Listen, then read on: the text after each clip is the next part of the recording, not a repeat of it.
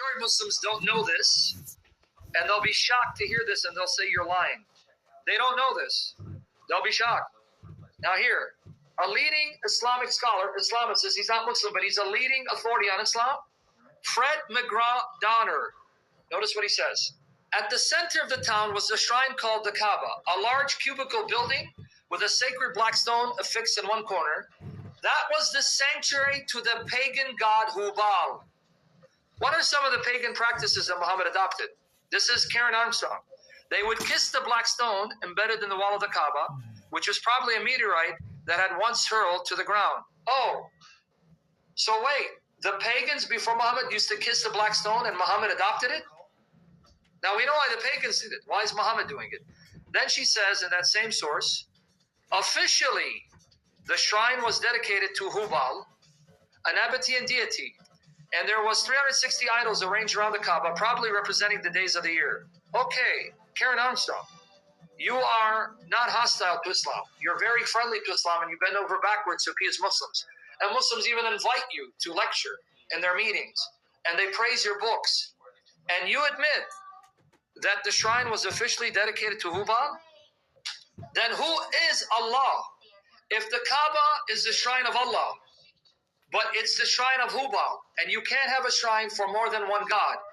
Here, connect the dots, the necessary logical inference and conclusion, Allah was the name of Baal was the name of Allah. How do you get around it? And even here, F.E. Peters, in his book, Hajj, he says the same thing, F.E. Peters. This Muslim historian says, Amr ibn Luhay, pay attention, where does this come from? Amr ibn Luhay brought with him to Mecca an idol called Baal from the land of Hit in Mesopotamia. Baal was one of the Quraysh's greatest idols, so he set it up at the well inside the Kaaba in order for the people to worship it. Thus a man coming back from a journey would visit it and circumambulate the house before going to his family and would shave his hair before it, all of which Muslims do. Circumambulate the Kaaba and shave their heads. Here the source is saying the pagans were doing that before Muhammad. Folks, is it sinking in? Are you getting it? Are you ready for the shocker? You thought this blew you away. Did you know that the Muslim scholars to this day have no idea what the Arabic word Samad means? That's chapter 112, verse 2 of the Quran. If you read it in Arabic, it says Allahu Samad. Allahu Samad. What does Samad mean? They have no idea. Samad. Now here's where you're going to get shocked. If Baal was actually Baal, pay attention. Baal was actually Baal. And the Arab pagans knew that was Baal. But in time, the connection became lost and marred by Muslims, by Muhammad and his followers, because they didn't want Allah to be identified with Baal. Then, it shouldn't surprise us that certain words connected with Baal worship, their meanings became marred and confused and lost as time went on, as Allah was disassociated with Baal. If Baal was Baal, and the evidence shows he was, but then in time, Muhammad and his followers tried to disassociate Allah from Baal, so that the connection became lost, then it shouldn't surprise us that words associated with Baal, that were then taken over by Muslims in reference to Allah, their meanings would be lost too. But if you go back in history and see the connection of these words with Baal, then it would make sense. Guess what, folks? We found an inscription, a Ugaritic inscription, with the phrase Baal Samad. Baal Samad, Lord of Samad, and Samad meant club. The Lord of the club, because Baal was depicted with a club in his hand. Here it is. This comes from Franz Rosenthal. Franz Rosenthal, a scholar of Islam.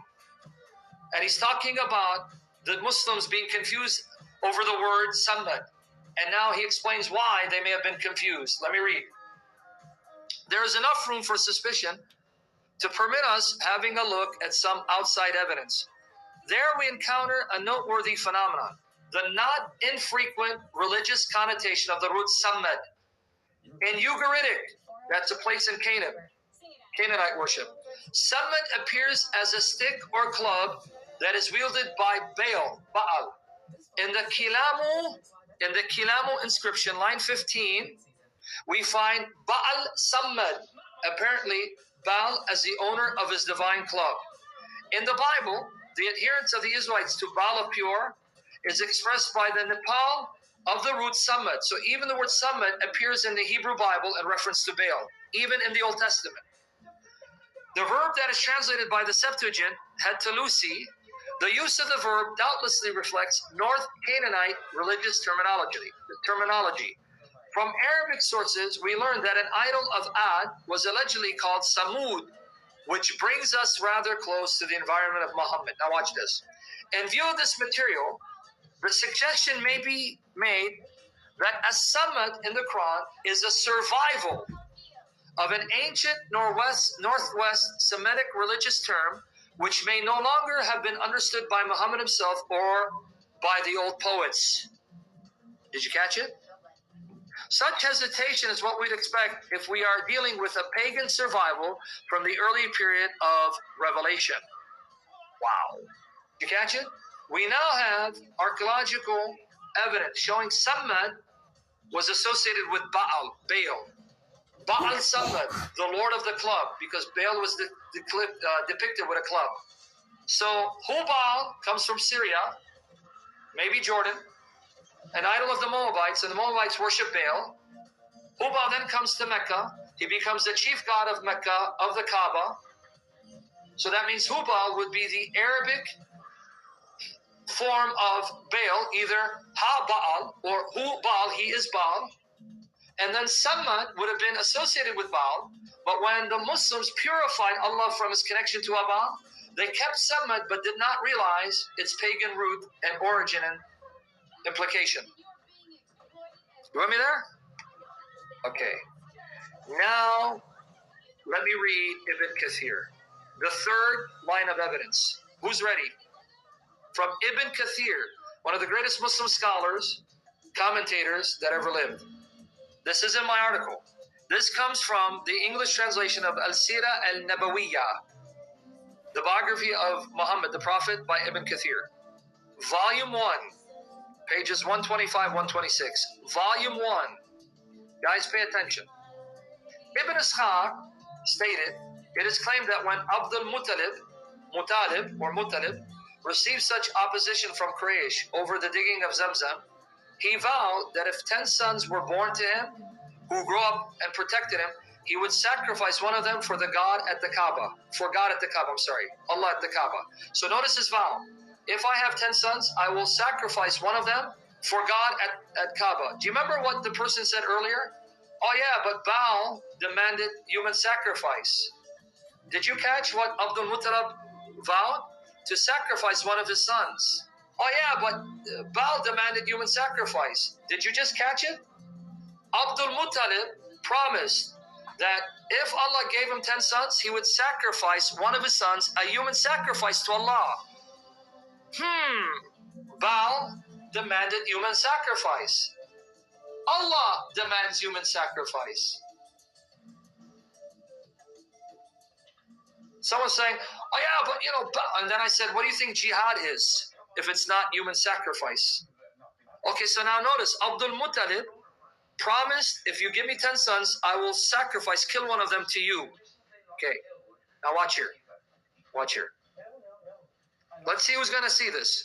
Who's going to make the connection? Eventually, he had 10 sons grown up, whom he knew would give him protection.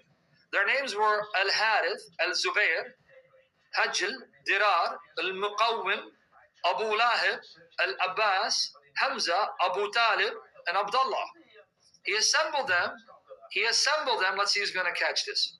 He assembled them and told them of his vow and asked them to honor his pledge to God Almighty, Allah Azwajal, and all glorious is He.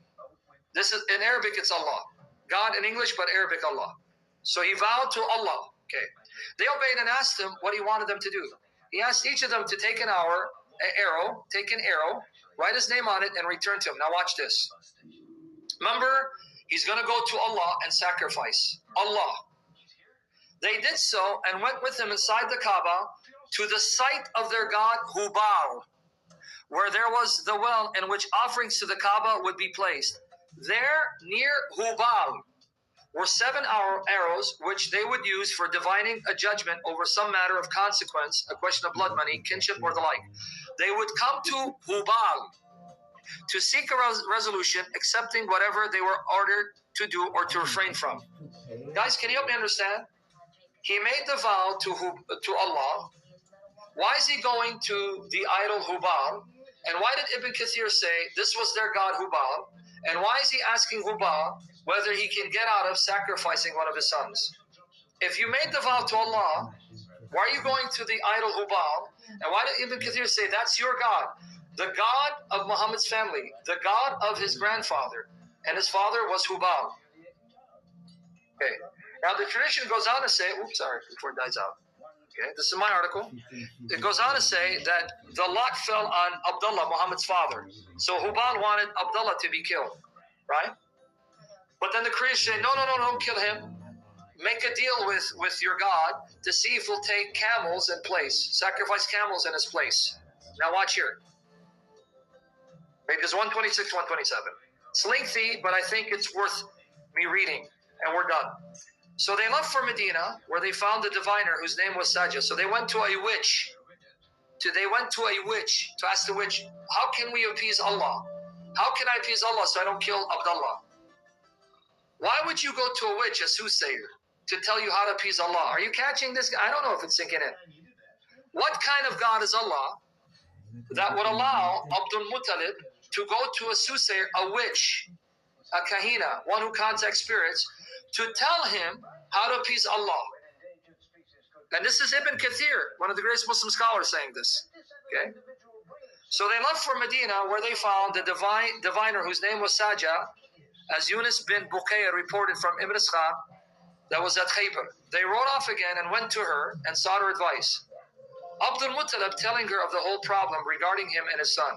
She told him, leave me today until my attendant spirit comes and I can ask him. Wow. So not only do you go to a witch, a soothsayer, she says, wait, my spirit will show up. In other words, a demon, a Satan. And that demon and Satan will tell you how to ransom your son Abdullah. And Allah is going to accept it. Allah is going to accept it, folks. Allah is going to allow Abdul Muttalib to go to a witch, a soothsayer, and allow an evil spirit, a demon, a spirit, to tell her how to appease Allah, and Allah is going to be okay with it.